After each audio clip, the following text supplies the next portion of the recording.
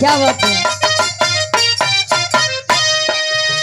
राजा हो तो है कैसे मनाई, राजा हो तो है कैसे मनाई, राजा हो तो है कैसे मनाई। अरे रतियई में हमारे न लाग घाई। दुल्हा हो का हो ये दुल्हा दुल्ही नहीं यार, आत्मा रूपी दुल्हन परमात्मा रूपी दुल्हा के वर्णन बा। वाह यहाँ केतनो दाढ़ी मोछा रखाई ले बा, हुआ खातिर सब दुल्हने यहाँ वाह दुल्ही सबका पिया एक। कौन पिया 75 वाली। हर लोग के दिमाग 75 सवई पे रहत है। पिया का मतलब परमेश्वर पागल कहे। अरे रतियई में हमरे न लाग घाई, राजा हो तो है कैसे मनाई, राजा हो तो है कैसे मनाई, कैसे मनाई हो, कैसे मनाई हो, कैसे मनाई। राजा हो तो है कैसे बुआई, दुल्हा हो तो है कैसे बुआई। आदरणीय परम सम्मानित राजा बाबू यादव जी, कोटवा से आप बड़े भैया आप 51 रुपए का महान आशीर्वाद। मुआई नहीं महाराज मनाई। हाँ सुना करा, सुना धुना तब गुना कहे। बीता बल पनवा तयाई गए जवानी, बीता बल पनवा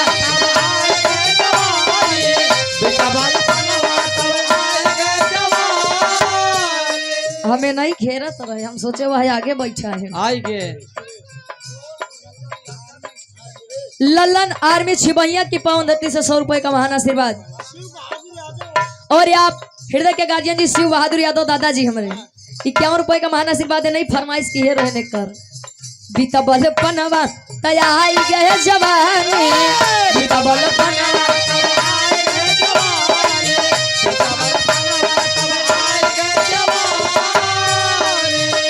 अरे रही रही के रही रही के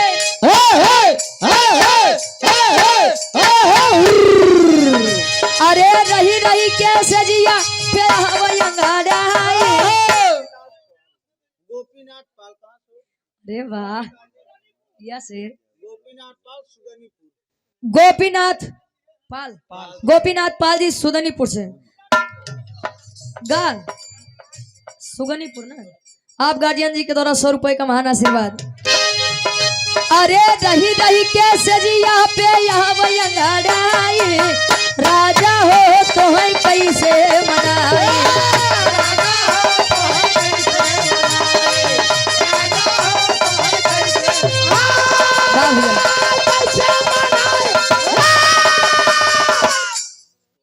अरे क्या नाम है? गोपीनाथ झूठी काली का। अच्छा गोपीनाथ पाल जी झूठी ताली से काहे गुस्सा था भैया। 50 कम से कम बढ़ाए तो। हाँ बढ़ाइए तो। हाँ। 51 रुपए का महान आशीर्वाद। जो ज्यादा बोलो तो सी गलती हो जात महाराज कहे। पहले दोनों जने समझ लिया।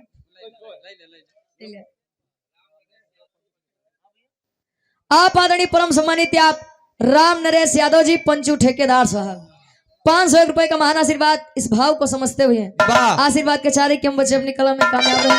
केथक के ठेकेदार है भैया। वाह भैंसा के अच्छा जाए दे फिर बबलू यादव प्रधान पद प्रत्याशी 100 रुपए का महान आशीर्वाद। आप शैलेंद्र यादव भैया जी कोटवा की पावन धरती से 100 रुपए का महान आशीर्वाद कहे। अरे रतियई में हमरे न लाग घाई, अरे रतियई में हमरे न लाग घाई, राजा हो तो है कैसे मनाई,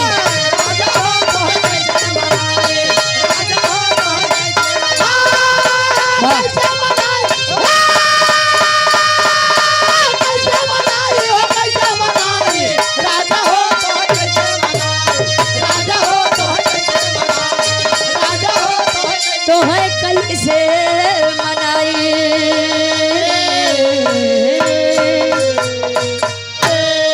गावे बजावे का बुझाए सुने में कोनो गलती कसूर भो हो हाँ लाइट बत्ती बुता देते हैं। तो काका अपन लड़के बच्चा समझ के माफ किया, आप लोग महाने हैं। हाँ अब जाए आप लोग नहाने बिना नहाए आए। हेलो ठीक बा। आप ही भैया जी के द्वारा सुंदर पुष्प पंखुड़ियों में गुथा हुआ हार 51 रुपए का महान आशीर्वाद आशीर्वाद के चाह रही आइए।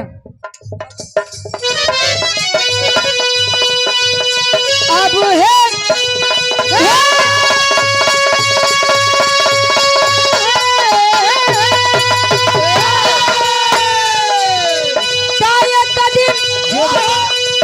नदी के तीरे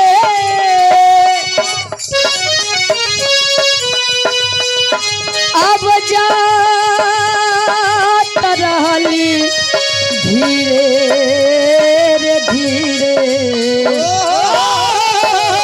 हम आखी देखनी अरे हम आखी देखनी अरे त सुंदर शरीरिया यगिया में जारेला होरा हम आखी देखनी सुंदर शरीरिया यगिया में जारेला होरा हम आखी देखनी सुंदर शरीरिया यगिया में जारेला होरा कहे हित मीत जे भी झूठल एके मुँह सबेरे कहल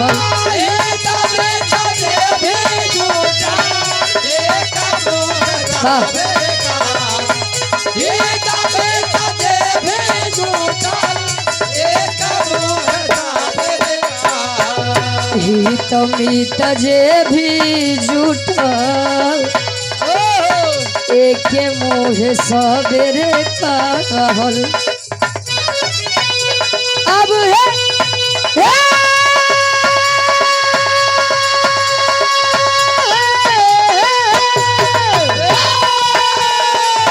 हित मीत जे भी झूठल हित मीत जे भी झूठल एके मुँह सबेरे कहल और बेटा के मरले बेटा के मरले तब बाबूजी के नासर तनमा जार लहोरा बेटा के बाबूजी के नासर तनमा जार लहोरा बेटा के बाबूजी के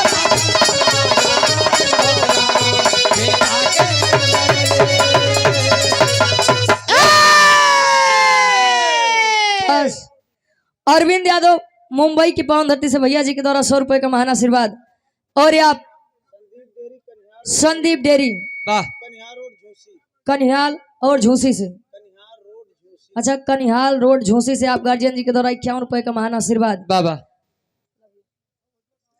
आदरणीय परम सम्मानित उमा शंकर यादव जी पंचायत राज विभाग कोटवा बगिया से आपके द्वारा 100 रुपए का महान आशीर्वाद ई तमाल देखा माई के बखान माई के वंदना ये हर कलाकार के नियम बा अपने अपने श्रद्धानुसार लोग देवी पूजत हैं देवता पूजत हैं क्षण भर आनंद बाबू भैया खातिर एक निर्गुड़ी भाव भाई पूर्ण तिथि में आया है एक निर्गुड़ी भाव तो होके के चाहिए अच्छा और आप आदरणीय बॉबी यादव उत्तर प्रदेश पुलिस प्रतापगढ़ पट्टी से पुनः हमारे भैया जी 100 रुपए का महान आशीर्वाद आशीर्वाद के चारे इसे प्रतापगढ़ के नाम रोशन करत थामे रहे शेर कल्ले तो बिल्कुल यार ए भैया वहां से आप लोग कहानी सुना कि मंदोदरी जी राम जी से मांगन मांगा थे का मांगेन स्वामी ए भगवान हमरे पति के मोक्ष हम चाहत आप हाथे होए वाह हमारे हाथे हो अरे यार मंदोदरी जी मांगा ही राम जी से राम जी का कहा था स्वामी मैं चाह रही हूँ कि आप मेरे पति का तारण तार करिए। अब जब राम जी इतनी बतिया सुने तो कहा न रे तू अपने पति देव के मारे खातिर हमसे वरदान मांगत हो। अच्छा ये तो आप लोग गुरु जी के द्वारा सुने हैं। सुनील ड्राइवर जी 51 रुपए का महान आशीर्वाद माई भगवती के नाम लेके स्टेरिंग पर बैठा कर भैया बड़ा खतरा चला 51 रुपए का महान आशीर्वाद तनी सा देखा हम ये भी कहते हैं कि रुचि की कोई हस्ती नहीं है, वाह रुचि को रुचि बनाने वाले आप लोग हैं। वाह विश्वास माना का कब 5 दिन हो गया प्रयागराज प्रतापगढ़ प्रतापगढ़ प्रयागराज कुल मिला हम यही नाचत है। हाँ, रुचि बुचि यही नाच रही है। ए लाला है ताला लगा दे मुँह में। 4 दिन से जान नहीं प्रयागराज में आप लोग गवावत है, तहे दिल से धन्यवाद बा। और हमारे तनी क्षमता नहीं बा कि हम गुरुजी के गाना में टीका टिप्पणी करें, वाह लेकिन ध्यान दिए हाँ, प्रभु श्री रामचंद्र जी, वाह धान दे कुल दिन प्रभु रामचंद्र जी। धान नहीं हो गेहूं यहाँ धान गेहूं मांगे आया है। प्रभु श्री रामचंद्र जी लंका नगरी पे चढ़ाई करने से पूर्व हनुमान जी कहे कहे हनुमान ए बेटा हनुमान कहे बोलिए कहे मैं चाहता हूँ कि लंका का विनाश करने से पहले अपने आराध्य अपने इष्ट की पूजा आराधना विनती इबादत हो जाए। और राम जी के रावण जी के इष्ट के रहना आप लोग जाना था भगवान शंकर जी, वाह वो नहीं बौरा हो। महीना बीत गया उनकर, वाह सावन महीना गए। वाह महीना उनका भी बिना कपड़े के रही है। ए भैया हाँ बड़काऊ ही बारे कहा था एक सावन बीत गया, अब तो माई वाला दिन आवे वाला बा। वाह नवरात्रि 22 तारीख का चालू बा। वाह माई यही है। हाँ अब यार शिवलिंग की स्थापना करे बदे हनुमान जी से विचार करत है। हनुमान जी कहे तब स्वामी करिए मैं कहे करूंगा तो, लेकिन जाइए जो संसार का सबसे ज्ञानी पंडित हो आप उसे लेकर आइए। अब जब हनुमान जी इतनी बतिया सुने कहे बार बार हम ही भेजा थे, हम न जा जामुन का भेज दे।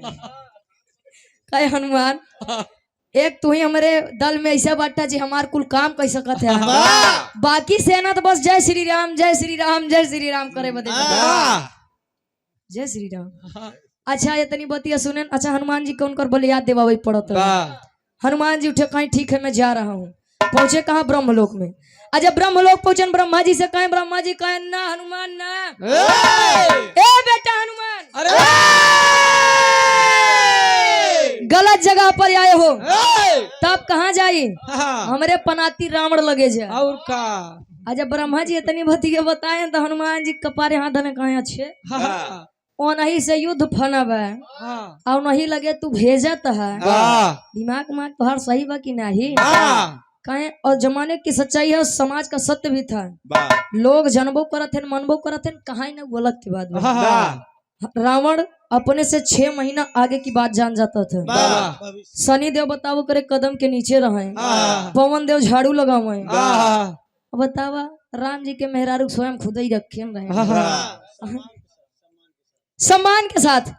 अच्छा एक बात काका बात पॉइंट वाली बात आप लोग ध्यान दिया है, राम जी को सीता जी जिंदा मिली ये राम जी की तपस्या थी, लेकिन राम जी को सीता जी पवित्र मिली ये रावण की मर्यादा थी। अरे वाह सम्मान के साथ वहाँ रखा था। वाह आज न जाने कितना रावण ऐसे ठहरत है उनका पूछे वाला क्यों नहीं मैं प्रभु श्री रामचंद्र जी बेचारू सोचत हुई है झूठे लोग दशहरा पर रावण के पुतला जलावत है। उनके मंदिर में काम हो जाता। हंसने वाली बात नहीं है, सत्यता है। अयोध्या में एक लड़की के साथ जो सफाई कर रही थी उसके साथ रेप हुआ था। बीए की छात्रा थी। यहाँ भगवान भोलेनाथ के मंदिर पर एक छोटी सी बच्ची के साथ रेप हुआ था। वो रावण कब जलेंगे ये नहीं समझ में आता है। अब यहाँ जब रावण जी लगे गए हनुमान जी कहे स्वामी बुढ़वा के रूप बनाए हिलत का पद पहुंचे भैया राजा आवा चला तनी पूजा पाठ कही दे। कहे पागल हो गए हो, यहाँ पूजा पाठ तो कर लगा हम यहाँ युद्ध की तैयारी करत है। अच्छा राम जी की बात इनकार कर दिया रावण जी। मंदोदरी जी सारी बात सुनी समझावत नहीं सैया जे पहले से इतना दुखी बो कर काहे दुखी करते हैं। अतिथि देवो भव, मेहमान भगवान के समान होता है। जाइए आप पूजा करा के आइए। राम जी और रावण जी आमने सामने बैठा है तो राम जी लगन बतावे कि स्वामी वो रावण वह पापी रावण मेरी पत्नी सीते को ले जाकर के अपनी लंका नगरी में रख लिया।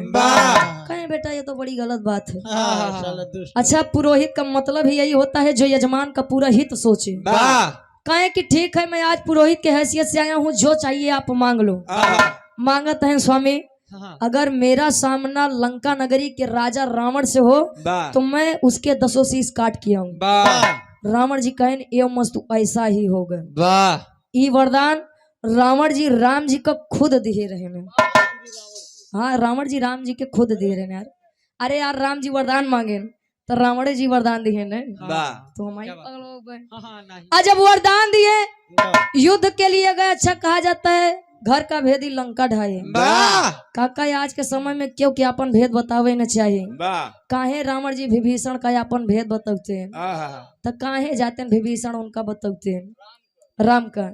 युद्ध जीते किस लिए क्योंकि रावण का भाई रावण के साथ नहीं था और राम जी का भाई उनके साथ खड़ा था। वाह हम तो कही थी अगर भाई हो तो कुंभकर्ण जैसा हो। वाह जानता था कि मेरे भैया गलत हैं सारी बातें जानता था लेकिन भाई के प्रेम के लिए भाई का साथ नहीं छोड़ा। वाह सम्मान करती हूँ मैं कुंभकर्ण जी का। आहा क्या बात ई तनी सा बताए भैया जब हम का ज्ञान रहा है आहा अब बाकी हमारे तनी क्षमता नहीं बा। अब वही के आगे के कहानी बिरहा के रूप में ज्यादा से ज्यादा 30 से 35 मिनट हम ले भी आप सबके। और अच्छा रावण जी के घमंड रहानी दुनिया बतावत है।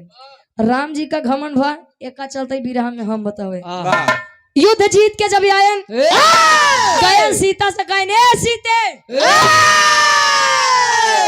आओ काहे बोले हाँ काहे सुनो मेरी बात इधर आओ। वाह समझावत है राम जी कैसे अहंकार के बोली में। अब गुरु जी